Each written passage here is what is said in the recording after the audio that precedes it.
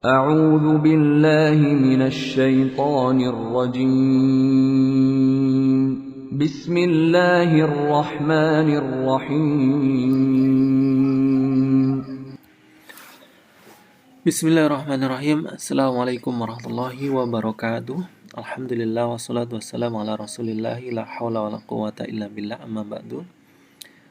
Ayuhat talibat rahimani wa rahimakunallah.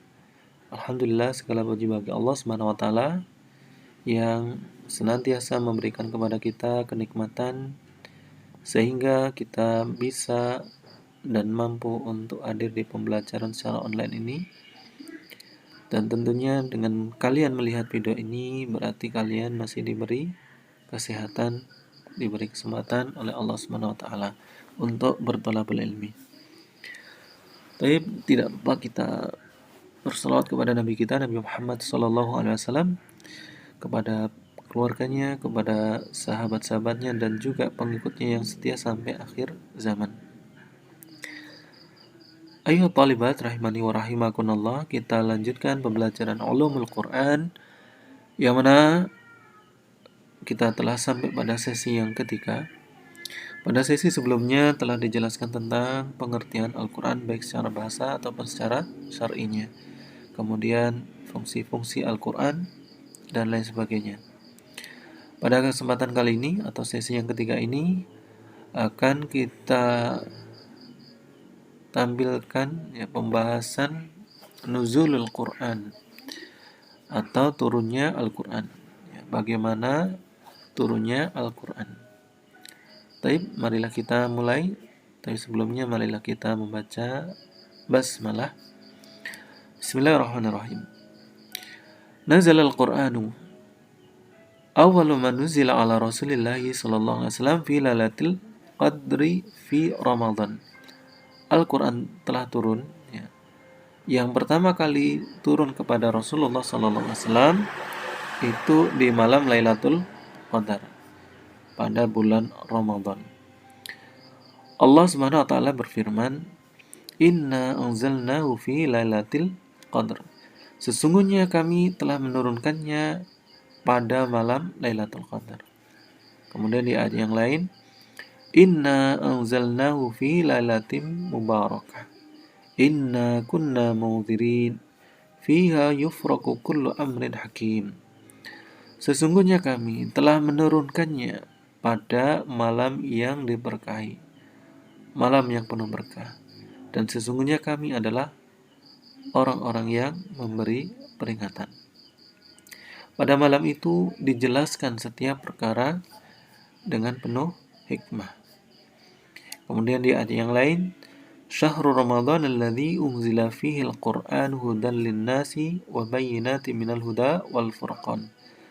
Bulan Ramadan yang diturunkan di dalamnya Al-Quran sebagai petunjuk bagi manusia dan sebagai penjelas dari petunjuk dan juga sebagai pembeda antara kebenaran dan kebatilan.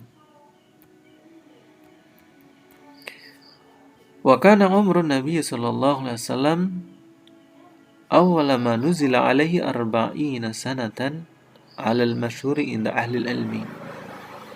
Dan umur Nabi sallallahu alaihi wasallam pertama kali yang diturunkan Al-Quran kepadanya yaitu umur 40 tahun sesuai atau menurut pendapat yang paling masyhur dari ahlul ilmi atau para ulama.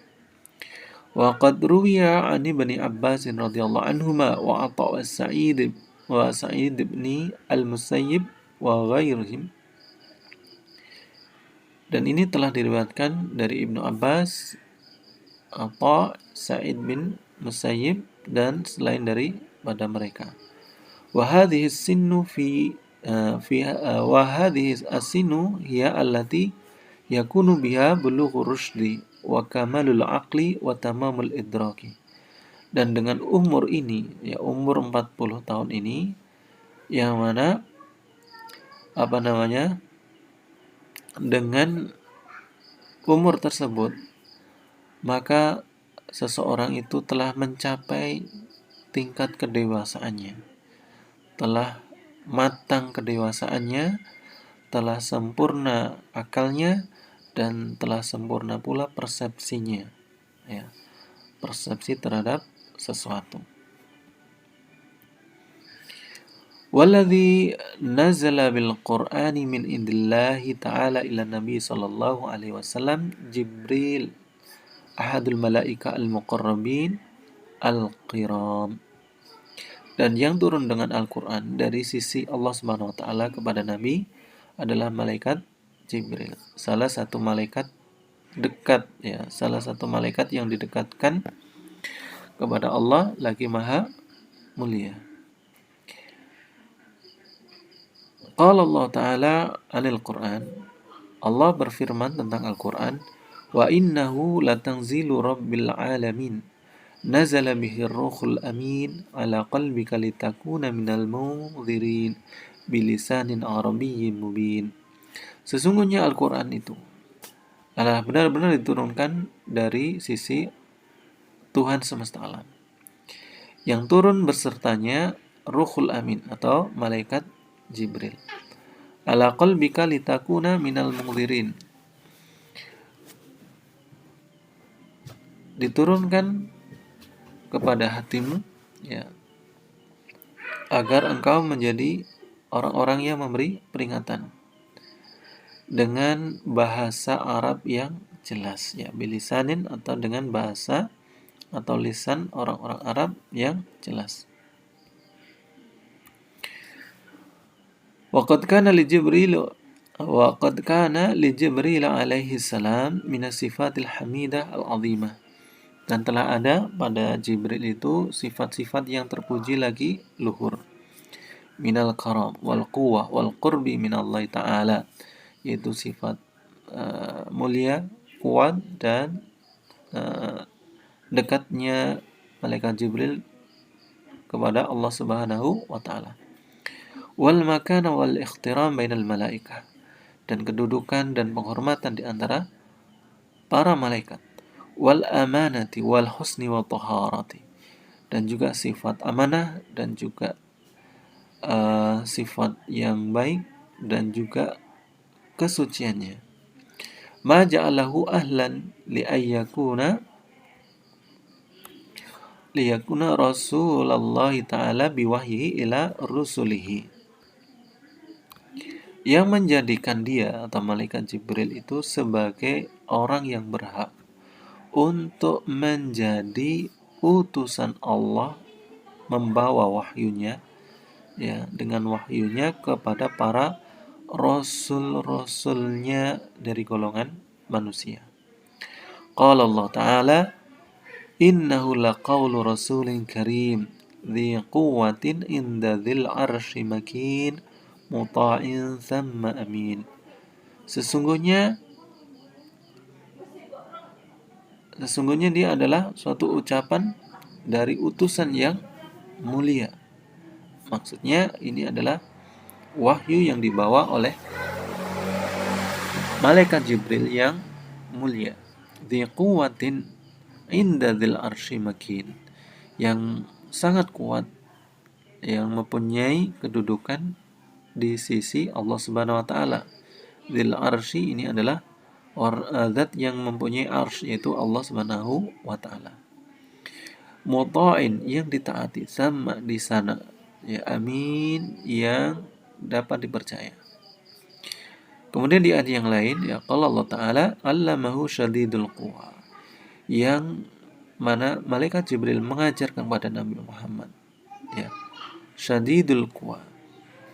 Ini adalah malaikat Jibril, zat yang sangat kuat, dzumiratin, yang mempunyai rupa yang sangat bagus. Fastawa, kemudian dengan rupa yang bagus itu menampakkan kepada Nabi Muhammad sallallahu alaihi wasallam. Wa huwa bil ufuqil a'la, dan beliau malaikat Jibril itu ketika menampakkan rupa aslinya itu di atas ufuk yang tinggi. Wa qala, dan Allah berfirman, qul nazzalahu ruhul qudusi min rabbika bil haqqi liyuthabbital ladzina amanu wa huda wa busyra lil muslimin. Katakanlah, wahai Muhammad, bahwasanya Al-Quran itu telah diturunkan, atau maksudnya telah menurunkan Al-Quran itu malaikat Jibril dari Rabbmu dengan kebenaran, agar menetapkan hati orang-orang yang beriman dan menjadi petunjuk dan menjadi kabar gembira bagi orang-orang muslim. Waqad bayyana Allah Ta'ala lana awsafa Jibril, dan telah menjelaskan Allah Subhanahu wa taala kepada kita tentang sifat-sifat Jibril atau karakter-karakter malaikat Jibril. Alladzi nazala bil Qur'ani min indihi, yang mana malaikat Jibril itu turun beserta Al-Qur'an dari sisi Allah Subhanahu wa taala. Wa tadullu ala idzamil Qur'an, dan ini menunjukkan keagungan Al-Qur'an. Wa inayatuhu ta'ala bihi, wa inayatihi ta'ala bihi, dan menunjukkan atas perhatian Allah Subhanahu wa taala terhadap Al-Qur'an. Fa innahu la yursilu man kana 'aziman illa bil umuri al-'azimah. Yang mana Allah Subhanahu wa taala tidaklah la yursilu, tidaklah Allah mengutus orang yang agung kecuali dengan perkara-perkara yang agung. Ya.